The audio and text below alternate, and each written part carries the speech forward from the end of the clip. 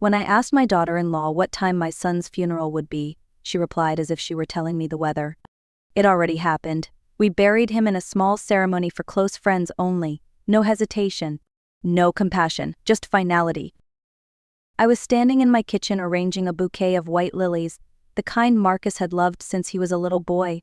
I had bought them thinking I might take them to the hospital, maybe bring a little brightness to his room. The doctors had said he was stable. They had told me there was time. The phone rang. I wiped my hands on a towel and picked up. Lorraine, Tessa's voice came through, flat and distant. Not the voice of a grieving wife. I'm calling about the funeral arrangements. The lily stem slipped from my fingers and landed on the linoleum floor. Funeral? What funeral? The doctor said. When did you last speak to a doctor, Lorraine? Her tone sharpened, as if my questions were inconvenient. Yesterday morning. Dr. Hayes said the surgery went well, that Marcus was resting. That was 2 days ago. He died last night. Complications from an infection. The kitchen tilted. I gripped the counter so hard my knuckles turned white. Why didn't you call me? Why didn't someone? I tried. You didn't answer. I glanced at my phone on the counter. No missed calls from her. None from the hospital. My phone had been with me all day. There's nothing from you, I whispered. Well, maybe it was off. It doesn't matter now, she said, her voice rustling with the sound of movement in the background. The service is Thursday at 2. Thursday? That's so soon. Don't we need more time to plan, to tell people?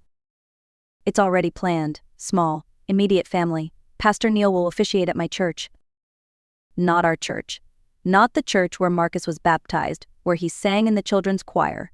Her church, a place where I had never been welcome.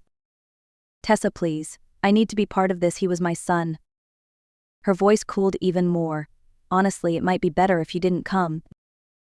I stood there with the phone pressed to my ear, not sure if I had heard her correctly. Better if I didn't come? I repeated. You heard me, Tessa said. It would be too emotional, too complicated. Marcus wouldn't have wanted a scene. A scene. As if a mother grieving her only child was some kind of disruption. Tessa, he was my son. He was my husband, she shot back. And frankly, Lorraine, where have you been the last 5 years? You barely called, barely visited. Don't pretend you were close now. The words stung because there was just enough truth in them to hurt. But every attempt I had made to visit had been met with some reason why it wouldn't work always from her. Still, I could barely find my voice. I tried, I whispered. Exactly, you tried. That's not the same as being there. Then, without another word, she hung up. I stared at the silent phone in my hand. My mind was spinning. I checked my call log again, nothing from her, nothing from any hospital. My phone had been next to me all day yesterday. I would have answered. I would have run to him. Grabbing my keys, I sat at the kitchen table and opened my laptop. I called the hospital where I thought Marcus had been treated. I'm calling about my son, Marcus Whitfield, I told the receptionist. I'm sorry, ma'am, she said after a pause.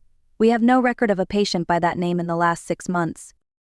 That can't be right, I insisted. He had surgery 2 days ago. Dr. Hayes was his surgeon. We don't have a Dr. Hayes on staff, ma'am. Are you sure you have the right hospital? My stomach turned cold. What hospital had he been in? Why had I assumed it was this one? I replayed our last conversations, realizing I might have filled in details he never actually gave me. I tried the funeral home next. Peterson Funeral Home, a woman answered. I'm calling about the service for Marcus Whitfield on Thursday, I said. Oh yes, Mrs. Whitfield. Everything is arranged as you requested. I'm not Mrs. Whitfield, I said slowly. I'm Marcus's mother. There was a pause. Oh, your daughter-in-law said the guest list was final, that you preferred to grieve privately. My chest tightened. Is the service still Thursday at 2? Actually, she moved it to tomorrow morning at 10. Tomorrow, less than 12 hours away, she hadn't even told me. I set the phone down slowly, my mind blank except for one thought: Tessa wanted me nowhere near my son's farewell. And the truth was, this had been building for years. I went into spare bedroom, the one that had once been Marcus's. The shelves still held his baseball trophies, his college diploma still hung crooked on the wall where he had left it before moving out.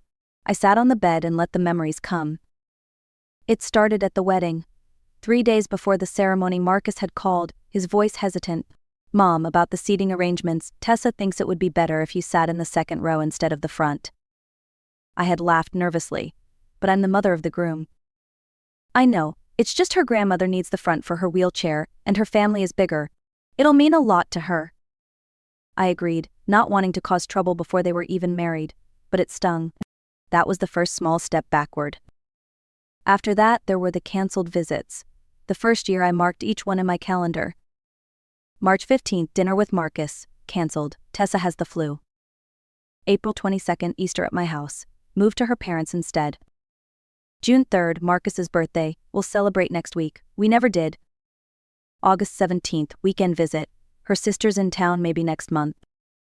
Always polite, always a reason that sounded reasonable. I pulled out my phone and scrolled back through our old text messages. 3 years ago, love you, Mom? I can't wait to see you Sunday. 2 years ago, hey Mom, something came up. Can we reschedule last year? I'll call you later this week. Each one shorter, colder, less him. Then there was the year I drove 3 hours on his birthday with his favorite chocolate cake. Tessa opened the door, surprised, then quickly composed herself. Oh, Lorraine, how thoughtful. But we're just heading out for dinner with my family. There's no room at the table, it's small. I remember clutching that cake, hoping Marcus would insist I come along. He walked into the hall, jacket in hand. Mom, you didn't need to drive all this way. We could have celebrated this weekend. We didn't. Weeks later, I found out the cake had gone stale in their refrigerator. Now, sitting on his bed, I could finally see the pattern. It hadn't been bad luck or conflicting schedules. It had been careful, deliberate separation, and I had let it happen, afraid of being the overbearing mother-in-law, afraid that speaking up would push him further away. But he was already gone. A week passed after the funeral I never attended. 7 days of unanswered questions, sleepless nights, and meals left untouched. I called every cemetery in the county, trying to find where Marcus had been buried.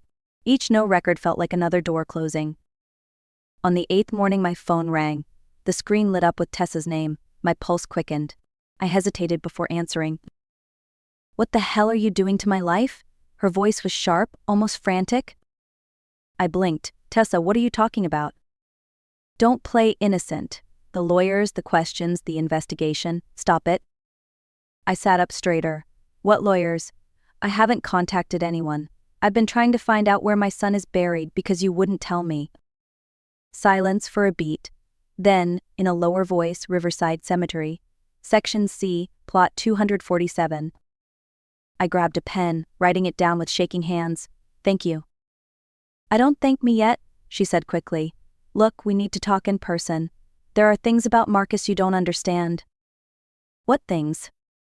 Not over the phone. Can you come over today? I glanced at the address I'd just written. After 8 days, I could finally see my son's resting place.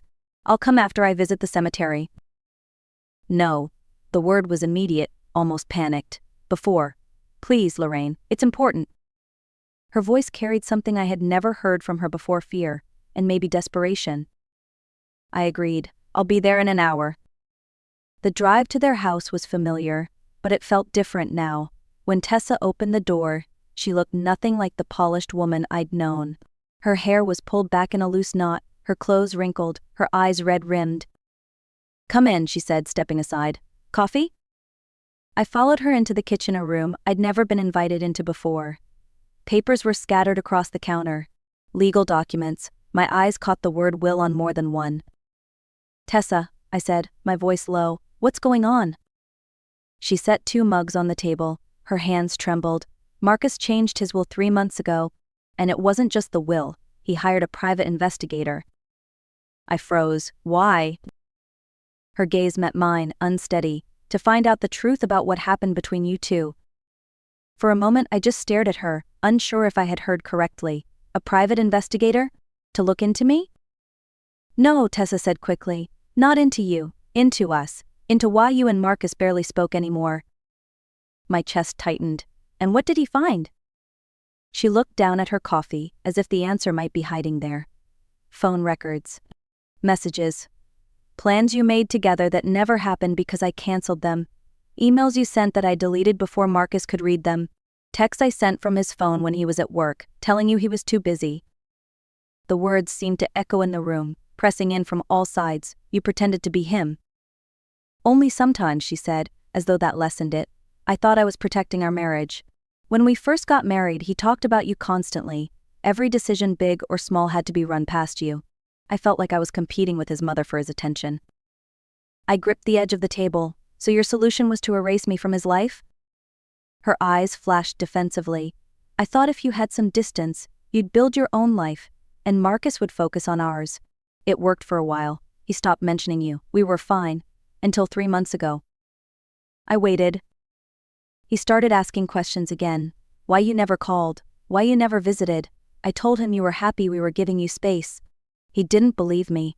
He said you used to call every week. That you never missed a birthday or an anniversary. He said something wasn't right. Her voice broke, but I didn't speak.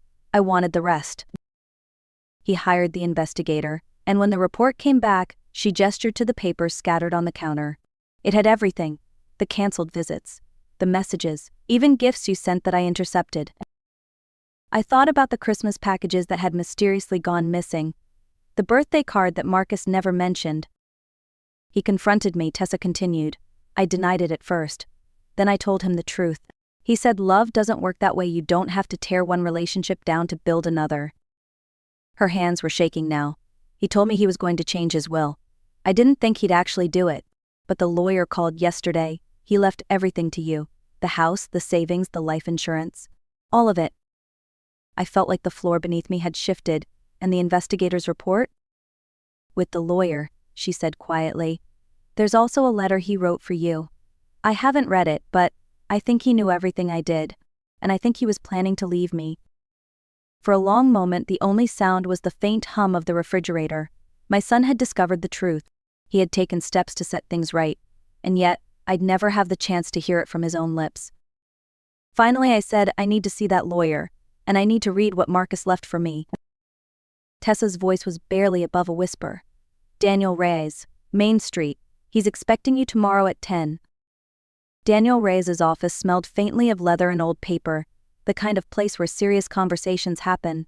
He greeted me with a quiet handshake, then gestured for me to sit across from his desk. Miss Whitfield, he began. Thank you for coming in. Before we get into the details, there's something your son left for you. He opened a desk drawer and slid a sealed envelope toward me.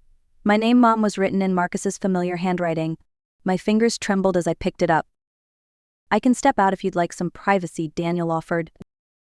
I nodded, unable to find my voice. When the door clicked shut behind him, I broke the seal and unfolded 4 pages of lined paper. His handwriting was neat but rushed in places, as though he'd been racing time. Mom. If you're reading this, it means I didn't make it through the surgery. The doctors weren't optimistic, but I need you to know the truth about what happened between us. I hired a private investigator 6 weeks ago because something didn't feel right. You'd slipped out of my life so gradually that I almost didn't notice until I realized we hadn't had a real conversation in over a year. Every time I tried to call, Tessa said you were busy. Every time I suggested visiting, she had a reason it wouldn't work. She told me you wanted space, that I was too dependent on you. I believed her, but it never felt right. Mom, you raised me alone after Dad left. You never made me feel like I was too much. So I started digging. The investigator's report showed that Tessa had been intercepting our messages, canceling our plans, even deleting your emails before I could read them. She was keeping us apart deliberately. When I confronted her, she said she felt like she was competing with you. She apologized, but I can't get back the years she stole from us. I'm leaving everything to you, not because of the money, but because you're my family, my real family. I'm also leaving you the choice of what happens to her. If you want to make sure she's provided for, that's your call. If you want her to face the consequences, that's your call too. I trust your judgment. Please don't carry guilt over this. You did nothing wrong. You loved me the way a mother should completely, but without trying to own me. Her actions aren't your fault, and they're not mine either. I love you, Mom. I've always loved you. Nothing she did ever changed that. Marcus.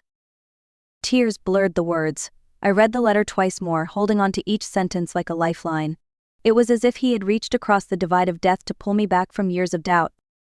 When Daniel returned, I was still clutching the pages. Your son was very clear, he said gently. Everything, house, savings, life insurance, comes to you. And there's one more thing. He left instructions for a safety deposit box. He wanted you to visit it alone when you're ready. I tucked the letter into my bag, my decision already forming. I would visit the cemetery first. Then I'd open that box. I took 3 days before calling Daniel again. 3 days of reading Marcus's letter over and over, of sitting beside his grave in Section C, Plot 247, with white lilies in my hands.